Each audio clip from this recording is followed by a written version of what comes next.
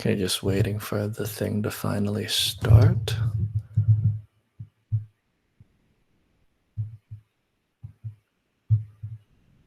All right, cool.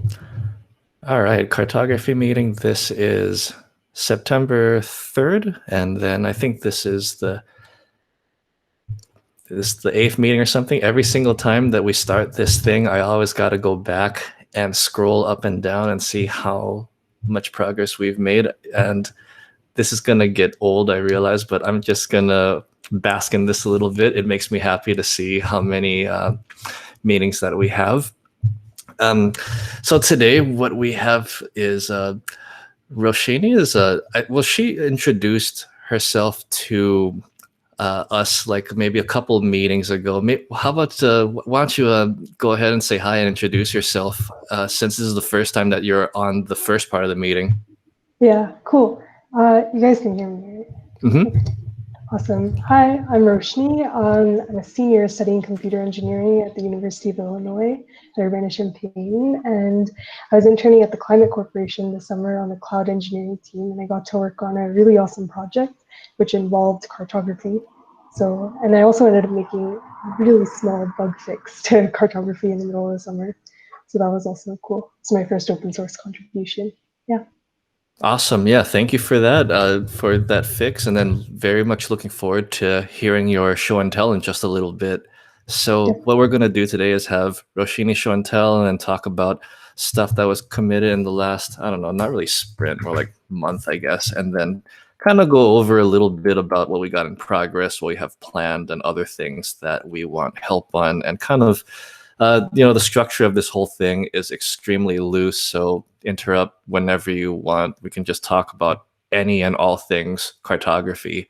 So with that, I'm going to shut up and turn the floor over to Roshini for your show and tell. Awesome. I don't have any screen things to share, so I will just start talking. But I already did my intro, so I kind of want to go into what we used cartography for during my internship project and why it was useful to us. So the thing that I was building, like the end product, was an API, and the audience for this was our cloud engineering and product security teams. So those were kind of the two people who are using the end product I was building. And we were basically using it as the base for syncing all of our permissions data from AWS IAM across multiple AWS accounts to the data that's going to be used for our API. And one of the main focuses of the project was being able to expose kind of violations of the principle of least privilege, where people have access to more things than they actually should have access to, which is useful to identify in a graph. And we were basically running cartography as an ECS scheduled task. Hi, everyone. We were basically running cartography as an ECS scheduled task, and it was basically running as a sync task every single day out of office hours. And we had it only syncing 4 AWS accounts, but we can easily add more accounts just by adding more cross-account roles. So basically change that. And some of the main reasons that cartography was valuable to us, the main one was we were doing an analysis of this where we compared cartography as opposed to just using Neo4j or using an entirely different option like a fully managed database like AWS Neptune or something like that. And we chose cartography mainly because it saved us so much time on having to process, parse, and sync the data, etc. And the schema was already there, so that was something that really fit well with what we were trying to build, because some of the main nodes that we ended up using were AWS principal nodes, specifically AWS role, because we were looking at permissions that people in our company have access to. And we also ended up using the AWS policy and policy statement nodes a lot, and I'll go into a little bit more depth on how we went into using those, but it basically condensed the process of us having to worry about making a database schema, et cetera. And by that, we were able to focus more on setting up the infrastructure and building the API, which is the core of my internship project. So I got to spend a lot more time on that, which is really cool. And some of the main, like another like main benefit that it brought to us was, again, in AWS, when you started a role, you can assume another role and get access to new permissions, right? So usually when you're just looking at a policy document, that might not be so transparent that this person actually has access to another role, which gives them access to more permissions than is already stated here. So being able to query stuff like that was really easy in Neo4j because there's variable length relationship matching. So you can basically just add a little star on the edge and be able to jump any arbitrary number of the edges that we were looking at was like trust AWS principal and SDS assume will allow. And those were the two edges that we did like variable matching on. And that allowed us to really easily answer questions of like, what is the full set of permissions that someone has access to, starting from a role that can be assumed a bunch of other roles, etc. And another benefit for us was that it synced Okta, which is something that my company uses to again, manage users. So we didn't get to syncing the data before that. In my internship, we only had AWS for our first prototype, but that's definitely something that will be useful in the future. And I wanted to bring up some of the challenges that we faced or things that I thought would have been useful in cartography. And one of those was that we spent a lot of time, or some of the questions that we want to ask are like, maybe who can do some sort of like action in general, like S3 put object or anything like that. And something that I found interesting was in the AWS policy statement nodes, we have actions and resources stored as arrays. And I was really curious as to why that decision choice was made instead of expanding them into edges, like actions as edges, and then possibly resource ARNs as nodes. Although I do know you guys are thinking them as globs, which would be a little bit more difficult to do that with. But I just want to like open up the conversation there if you guys want to talk about that. Yeah, sure. Let's see. First of all, yeah, thank you for sharing everything so far. That's Yeah. really excited you were able to use our project. And then, so let me make sure that I understand your Yes. question. So you're saying that there is a challenge with being able to see which identity can perform which actions. Yeah. Because how we are implementing it currently is kind of like iterating over the actions, really just using like unwind and being able to check for certain actions that people can do. But I'm curious, like, why that was stored as an array within the node instead of taking advantage of like the graph and being able to add those as edges from So like the policy what I'm statement. about to share with you, I don't, have you used our resource permission relationship feature yet?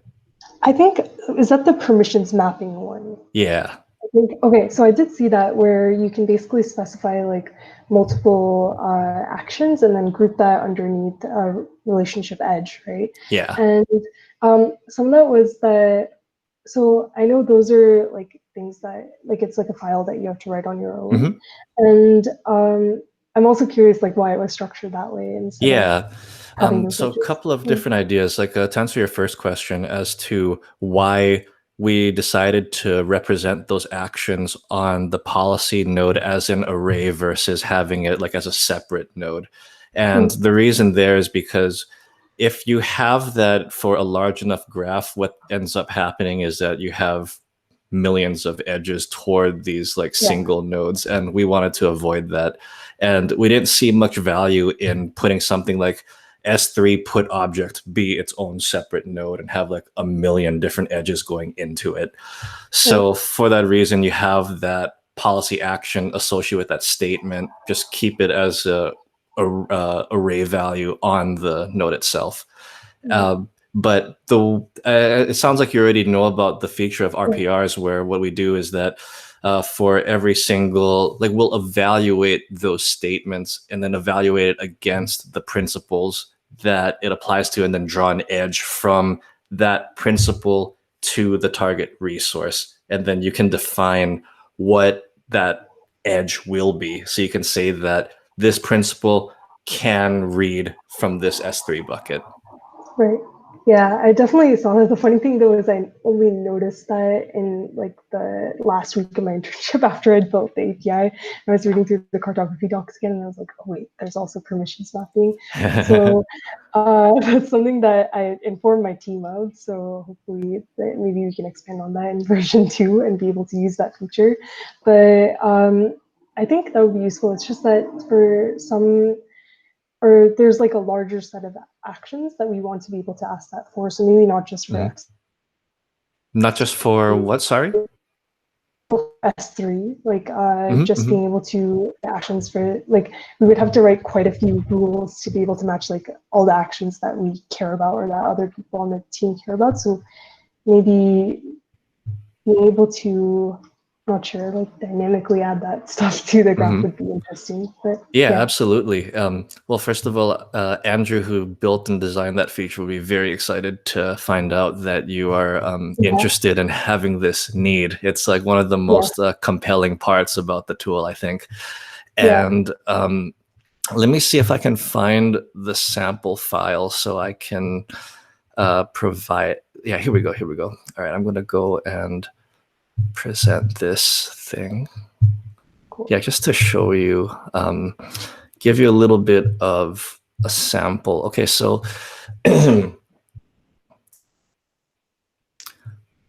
so I'm sure that you've seen this file already, but Yeah, the idea here is that what happens here is that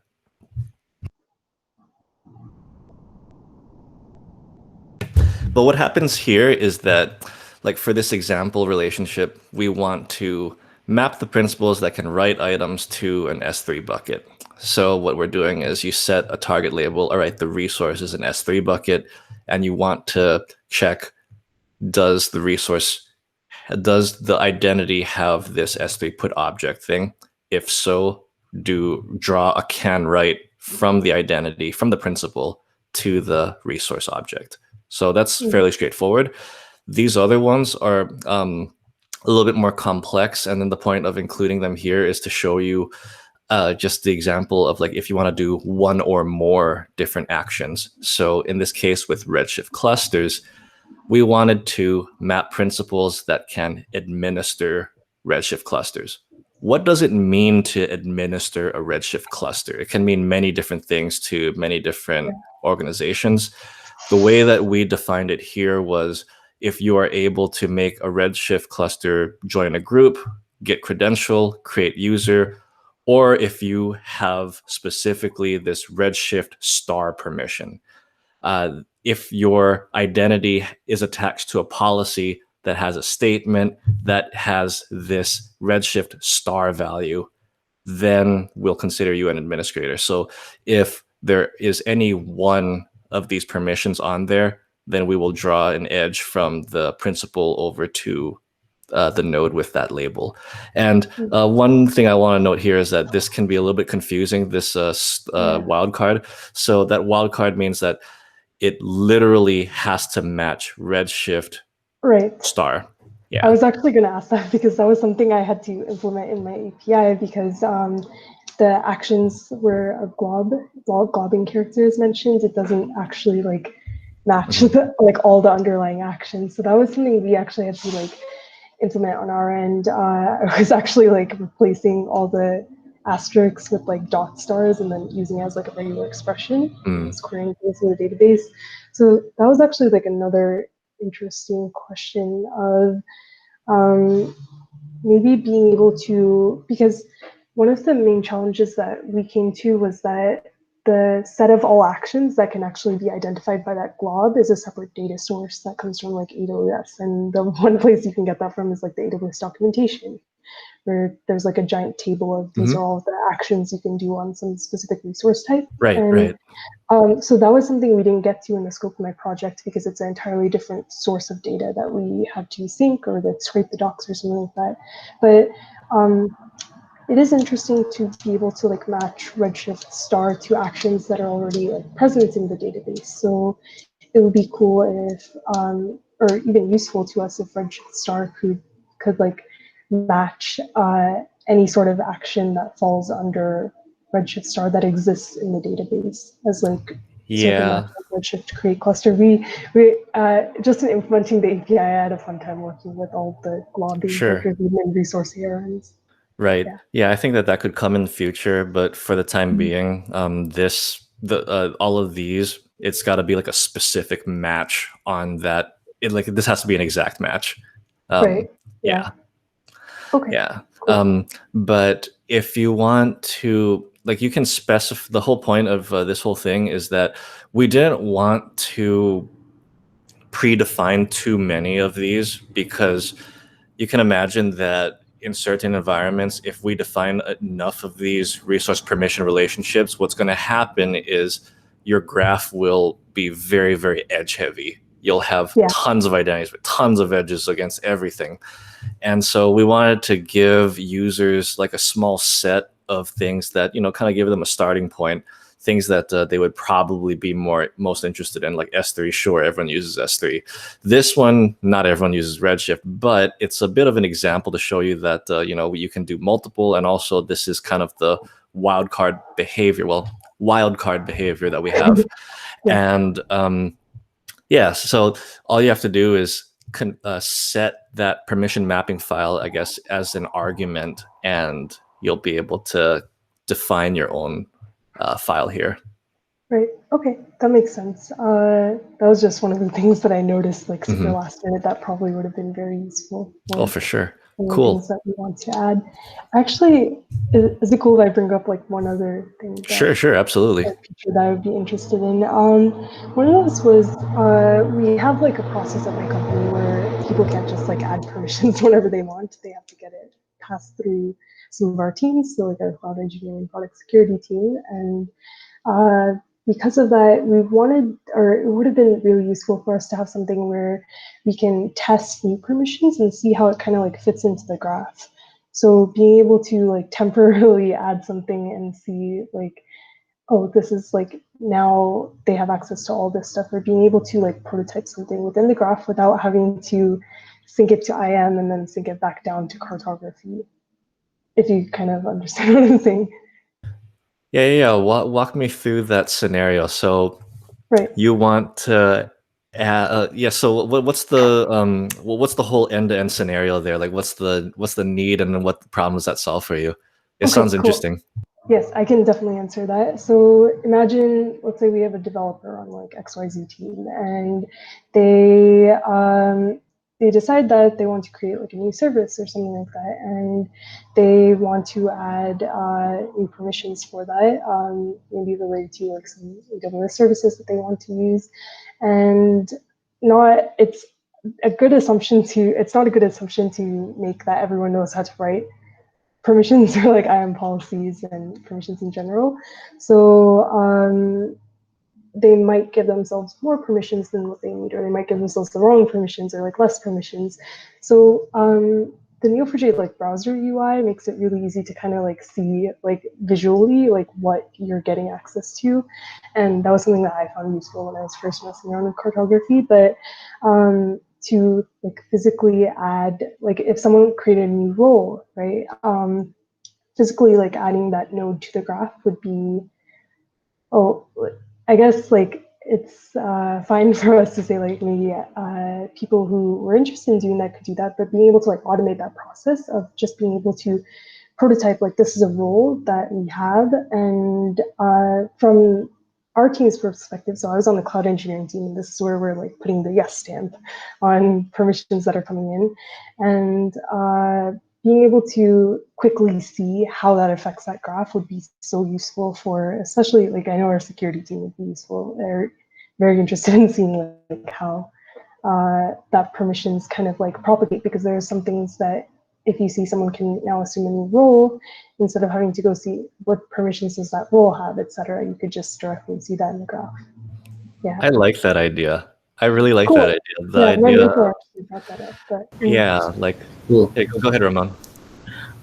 Oh, I was just saying it's a cool idea, and yeah, it's some things that I think we also talked about, Alex, before on like a not necessarily a GUI, but live updates to the graph. And yeah, Rashini, is that how you say your name? Yeah, there's a bunch of ways to say my name. You can say it Oh, what's Roshni. the way? Roshni? Roshi. Okay, Yeah, cool. Yeah, I'm sorry I missed the beginning of that's okay. this. Yeah, it's pretty cool and exciting that you're able to use cartography all throughout your internship and do more with it than I did. So, yeah, it's nice to hear that. Oh, we got an But intern fight. hmm? We got an intern fight. Oh, okay. No. It's not a fight. It's no. It's. Wait. Oh, you're joking. Collaboration. Okay. Okay. But yeah, it's cool. But yeah, I just wanted to interject. That's a cool idea, and yeah, let you continue, Alex. Yeah. Let's see. I like.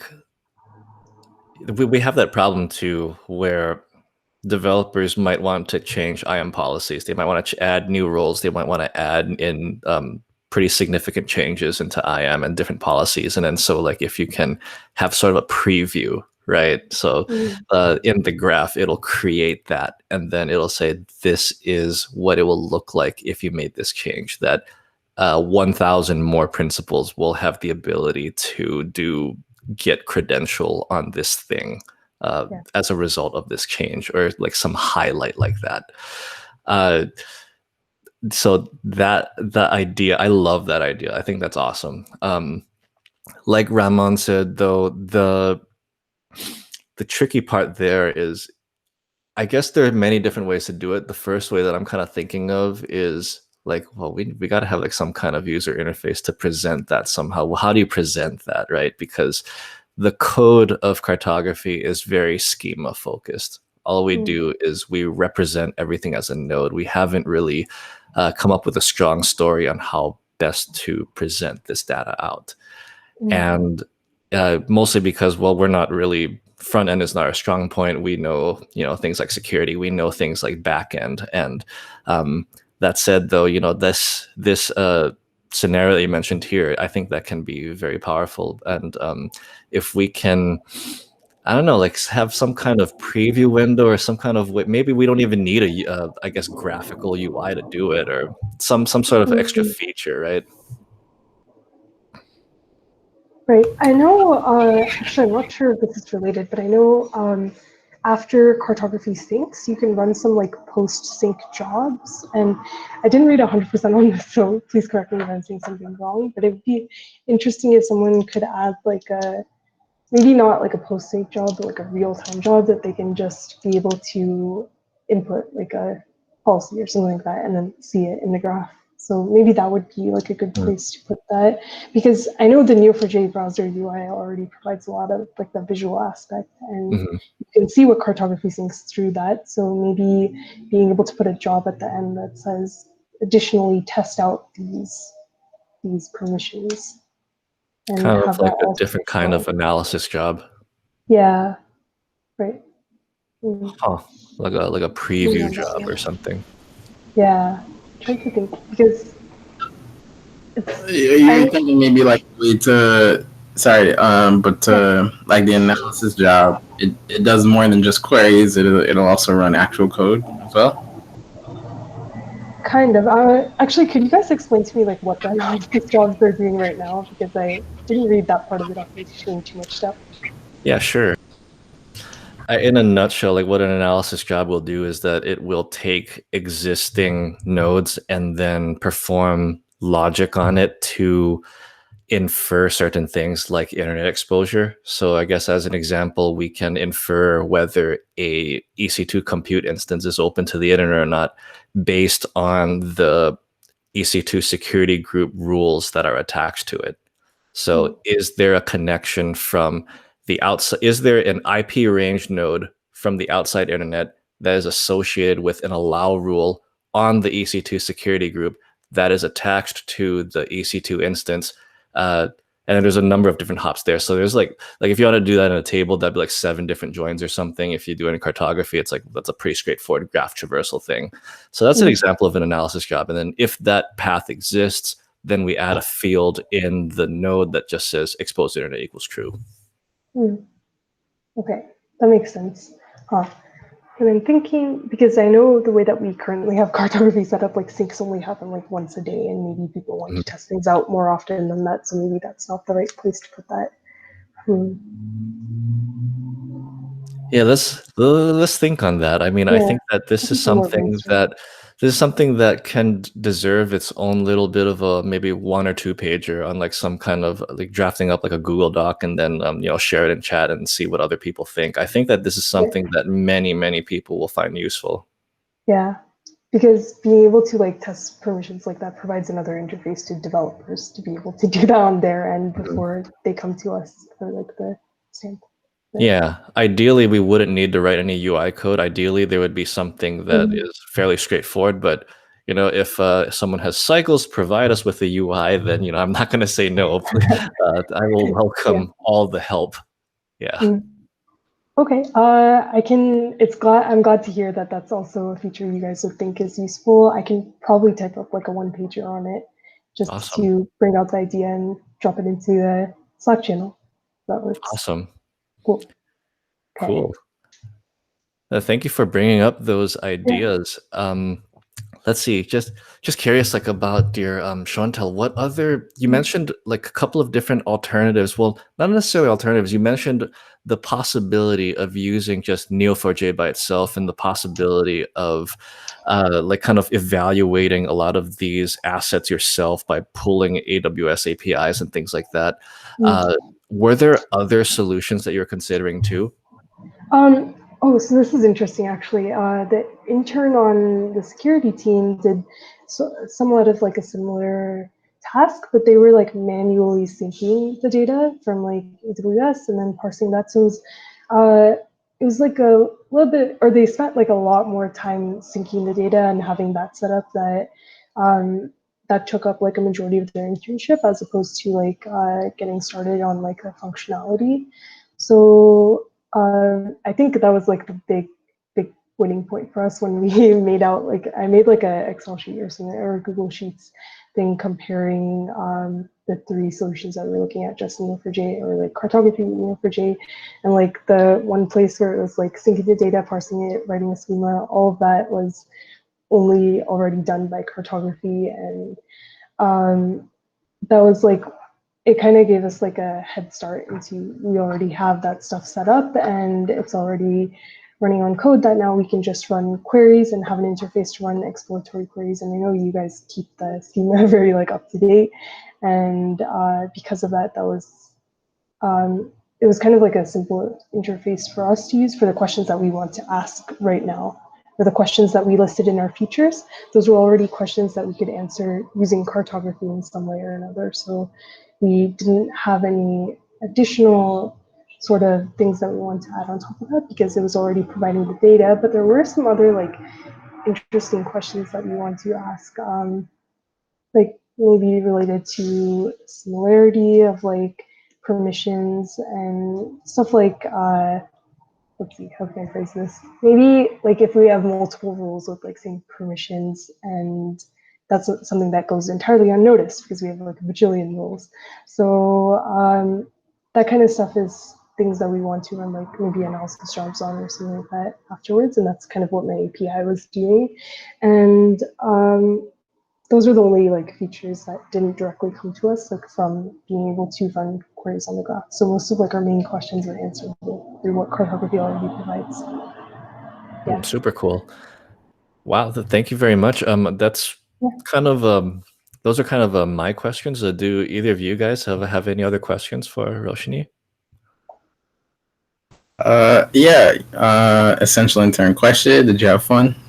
Yes, yes, I definitely had fun. I was a little worried that it was like a remote internship and I was unsure how it would go, but I think my team made it really awesome and I'm really grateful for them. So it was cool. It was so much fun. All right, that's good to hear. I learned a lot, a lot, a lot, a lot. Actually, I have a question as well.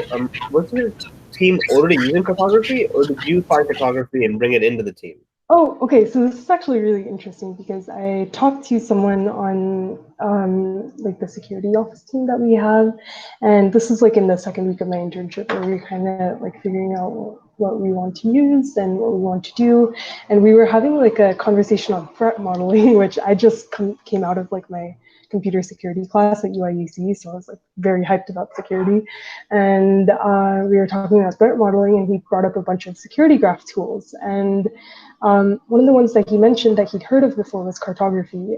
So he said maybe look into that. And he also mentioned like a few other things like Cloud Mapper. I'm not sure what these are. I don't remember the names of those too well.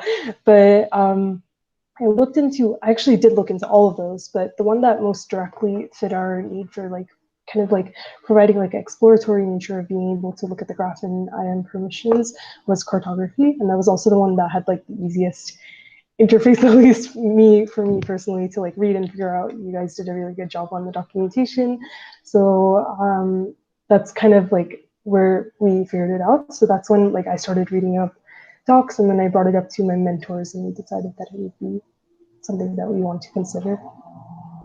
Very cool. Very cool. Nice. So this is the first time using photography inside. Like, where did you work? Sorry. Oh, at the Climate Corporation. So this is the first time you are using cartography inside the climate. Right. And actually, the interesting thing is, in the context of like maintainability, I guess, of the project, I already came into my internship knowing how to use Neo4j from like a database systems class. So I was like, cool, this uses Neo4j, and I know how to write queries in Cypher. So that was pretty awesome. But the other thing was, no one on my team knows how to use Neo4j or like Cypher. So that was another big consideration that we had to make because I'm only interning for 12 weeks and someone has to maintain the project afterwards and be able to like understand the code that I wrote and the queries that I wrote. So, but I think the cool thing about like Cypher is that those queries are already like pretty readable from like the syntax and how you guys have like node labels. So even when I was like explaining queries to my team, I was like, oh yeah, look, there's just like a relationship. This person can like assume this role, etc., and stuff like that. Yeah, so it's really like straightforward in that nature to be able to explain it to people, and obviously like Cypher and Neo4j have their own documentation that people can be redirected to. Yeah. Very cool. Mm-hmm. It was also, or just another note, sorry, Alex, but it was also like our first time, I guess, setting up like infrastructure for Neo4j, and that was something that I got to use since I was on like the cloud engineering team. So got to set up the database in like a cluster and attach like a EBS volume to it. So that was interesting for me to do, but no one else had set up like a database in that context, or like a graph database at least. So that was one of the things we had to consider as opposed to using like a fully managed AWS Neptune database. We have to now manage the infrastructure for Neo4j, but I was able to set that up with not too much of a problem, so it's a cool learning experience. Yeah, it's like not that bad, right? The whole DBA aspect of it. I mean, yeah. Yeah, it wasn't bad at all. So you're using the enterprise casual cluster thing, or? No. We actually ended up setting. So the funny thing is, we used like Neo4j Community Edition for the entire prototype, which for into like. There's obviously some things you can't do in Community Edition, like roles for like database users and stuff like that. So there's some security considerations in that, but actually like we set up like the stack for like just using a container image for Neo4j, and then being able to run that as an ECS service is how we set it up. Yeah. Okay, so like I don't even know. I work at AWS, I don't even know, but That's fine. So okay, you have one database and several containers running cartography front end. Okay. So I can explain that in a little bit more depth because I actually spent like a couple of weeks doing this, setting up infrastructure. So this is my first time. But the way that we have it set up is Neo4j is actually an ECS service, and it's running on an ECS cluster with to that EC2 instance, we have attached EBS volume, which is persistent storage, essentially. So there's only one Neo4j service running. because that's not like high availability or anything. There's only like one thing running, and that was just because this is like a prototype or like a first version of it. And we also didn't have any real-time applications, so it wasn't necessary for us to have high availability. It was just we can pick it every day, and there was only one cartography scheduled task that's running. And that basically is like a cron-like task, you can imagine. It's just, I used like a Docker file for cartography that I found under, I think the repository is like William Jackson something Docker cartography, and tweaked that Docker image a little bit, and then just ran that as an EPS scheduled task, and that was pretty much how it was thinking. Oh, okay. Yeah. So your API.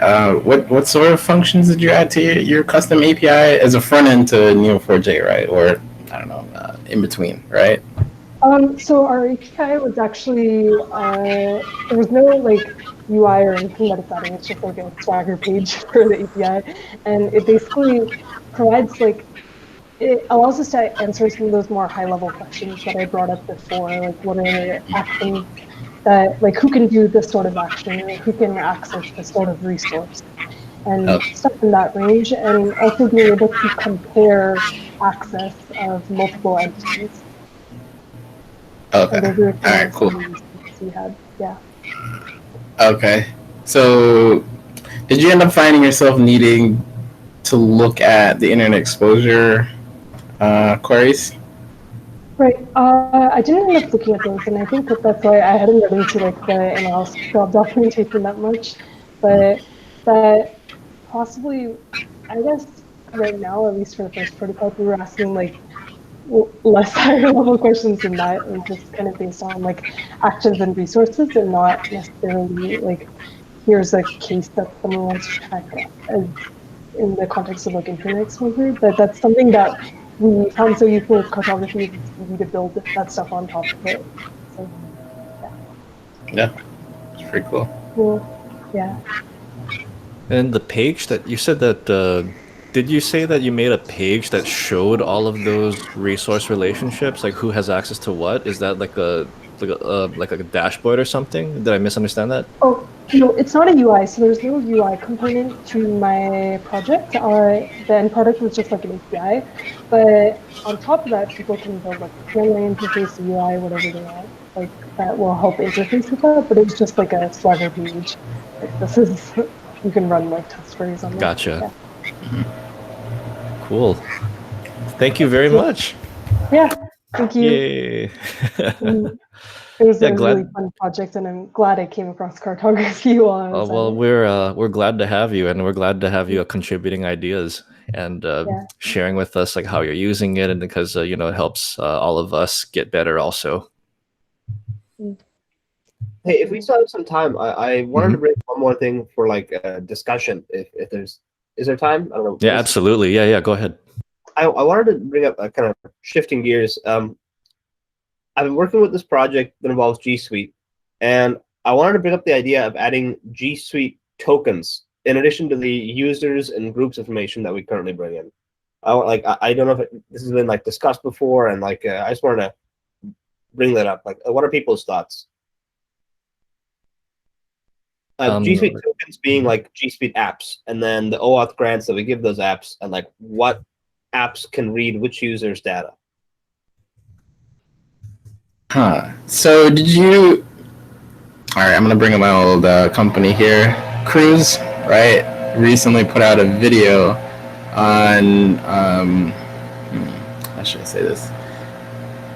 Role escalation. Well, lateral movements when it comes to roles. Well, do they call them roles? No, they call them service accounts, and they're also roles as well. But yeah, it's a good video to watch. Right, but no. To answer your question, we don't have that feature yet. We don't have anything IAM related in cartography for GCP yet, right? Correct. Nothing G Suite either. Yeah.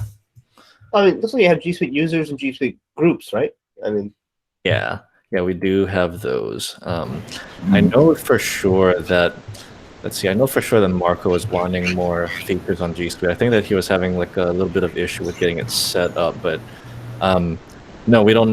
There's no plan currently to do what you discussed here.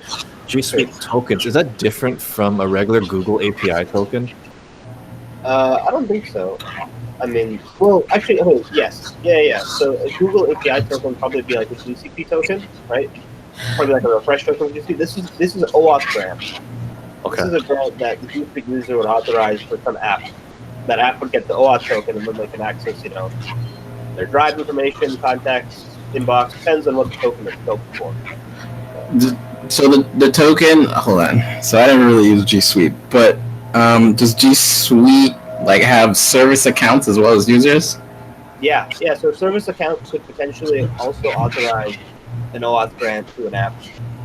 This is just like adding an app to your G Suite, like Grammarly, Clockwise, whatever.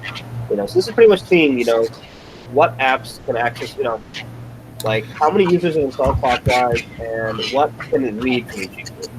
Okay. Yeah.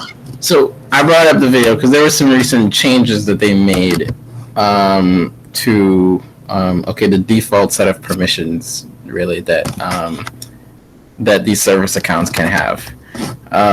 So I don't know if you're aware of those changes. That could be something you want to look at. Let me see if I can find this video where they talk about it, or maybe they put out a press release or something. Yeah, if you can find it, maybe post a link in the agenda. Yeah, it was what's his name? Dylan. I don't know if you met Dylan ever or spoken to him, but he's been on the cartography chat in Slack. So I could find his YouTube profile.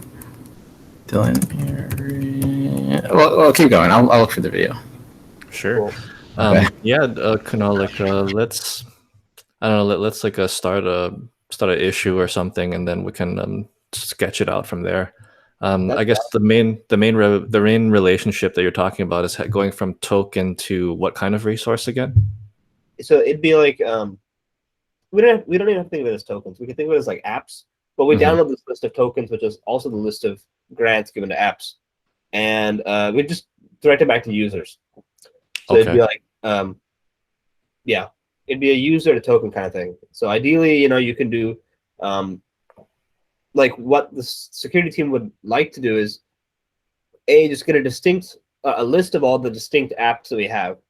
So that's one thing, and then also how many users are using a certain app. And then, like, I guess, what kind of permissions? I guess how many apps have full access to users, Drive, full access to the users' email, their calendars, and then we could slowly go through. And ideally, we'd go through and cut out some of these non-business related apps that have a lot of permissions. Like, for example, it's just random, like TikTok has like what we call medium access permissions. Like they have limited Drive access, email access. Like it's actually pretty weird. And then we'd go through and like cut out some of these non-business apps. We could also go make contractual like we can make some like DLP contracts with some of the apps that have full data access. Like a hell of a lot of people at Lyft use Clockwise. We would want to go and maybe make a contract with them and make sure our data is safe. So yeah, that was kind of the use case. And the kind of scenarios. Cool. Yeah. Let's sketch it out, and then be happy to work with you on like any roadblockers, or I'll basically be willing to help. Perfect. I'm so glad. I wanted to bring it up, see the history of it. I'm glad it's fresh and new, and sounds like this Marco. I think I met him before. Sounds like I can lean on him too. But is there any obligation to just me like going out, like making the issue, but then also just going out, like adding the feature? Like, this is gonna be like very hard feature to add. Just send a PR out. I don't know G Suite well enough to say, but in general, it sounds to me that the main challenges, just kind of guessing right here, would be really understanding G Suite, understanding what credential are we going to use to pull this data, like how many different, I guess, account units. I don't know what the unit for an account is in G Suite. Like, how do we get that data? And then let's just sketch out, like, how do we represent that data? And then you described just now that you're going to have an app and how many users have access to it, which apps have full access to user's drive. So already that's like 3 different types of objects. And so we'll just sketch that out in the schema. And then from there, the rest of it is just straightforward ETL code. Perfect. Okay. Okay, good to know. Okay, I actually have a lot of sketches to this stuff already. I will just try to make it readable and we'll give it to you guys. Don't make it perfect. Don't make it pretty. The uglier, the better. I said readable. Don't worry. Not perfect. Okay. I wish I could make it perfect. I wish I could make a perfect schema or diagram, but perfect does not exist. It does not exist. No. All right. Cool. Thanks. Sure. So real quick, like yeah, go ahead, Ramon. Yeah, can you hear a lawnmower in the background or no? Oh gosh. A little bit, yeah. All right, okay, just a little bit. All right, a lot now.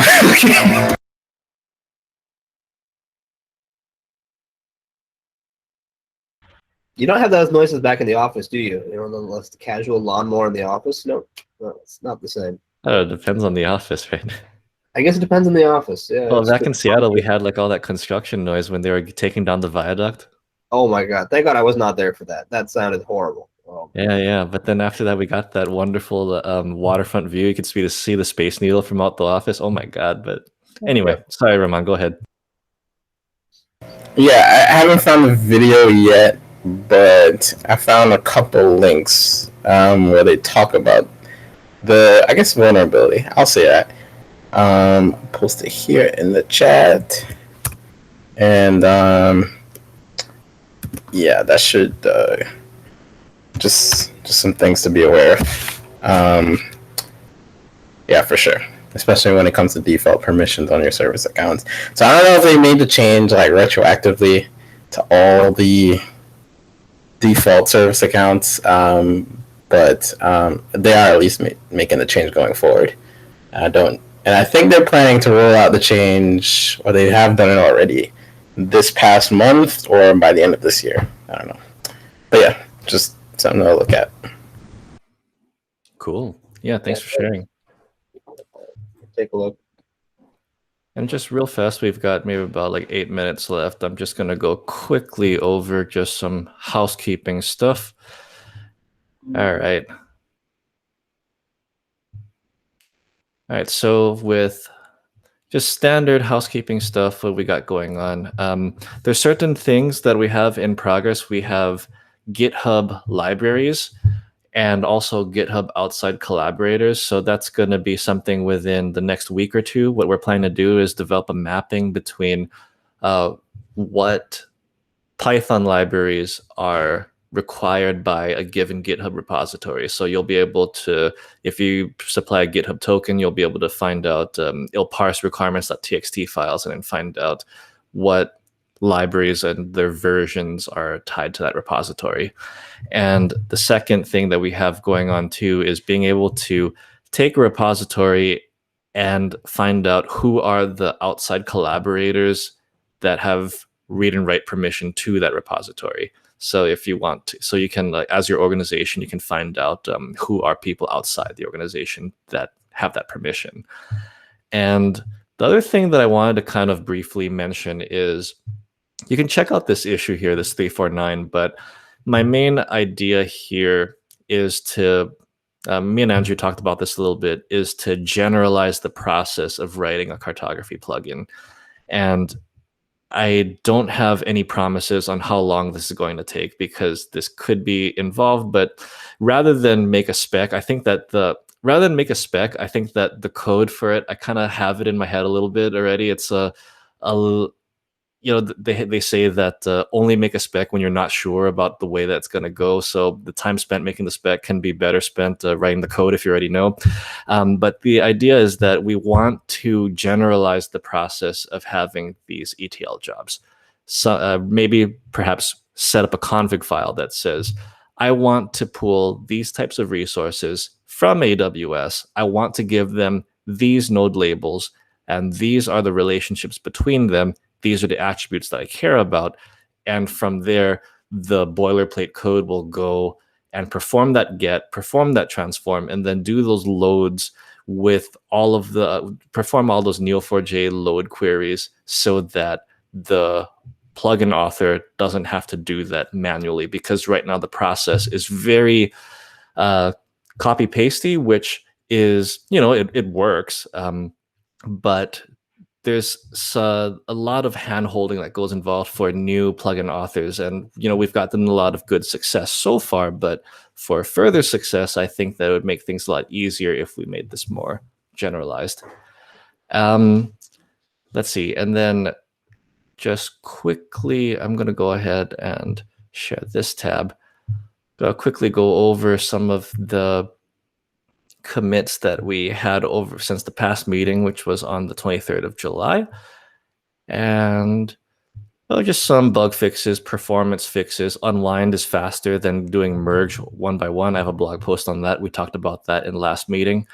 Another thing, Rashni, the ARN field. So if you want to do resource permission relationships, your AWS resource must have an ARN field on it. Otherwise, it won't work. So we wanted to have we realized that there's certain cases with older parts of the code where it doesn't have that ARN field. You'll want to make sure that it has an ARN field before you do an RPR. Okay, that's good to know. Cool.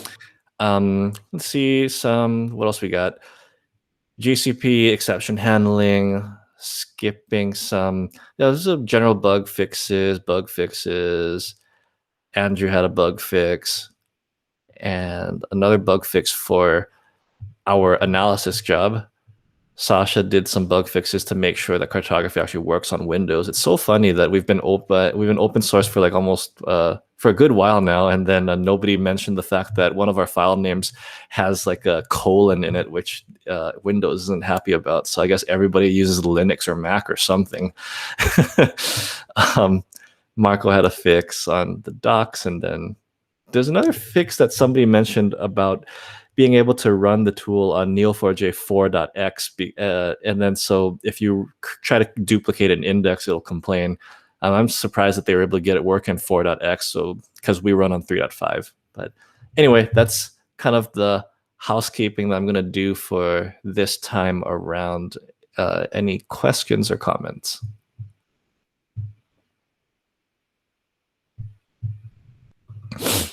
Okay. Hope, is the lawnmower still loud right now, or no? Yeah, still there, man. Good. All right. Let me. So basically, I was just gonna ask about the. All right. Good. Nope. The timing of the jobs. I should have checked on your status with that, but I don't know. Can you give a quick update on the timing of jobs? What do you mean? Yeah. You wanted to. There was a job that was taking too long to do something, or. Yeah. Yeah, you know what I'm talking about now, right? You're talking about in general, the performance of jobs. You're talking about a specific job. I know that performance in general, really. Yeah, in general, yeah. So, you were at the last meeting. Do you remember I was talking about unwind? Okay, cool. One thing that we found is that because one approach that we've done with loading stuff to the graph is to do a merge for every single new node, and then this works, but if you have a large enough number of nodes, then that's a separate transaction for every single node.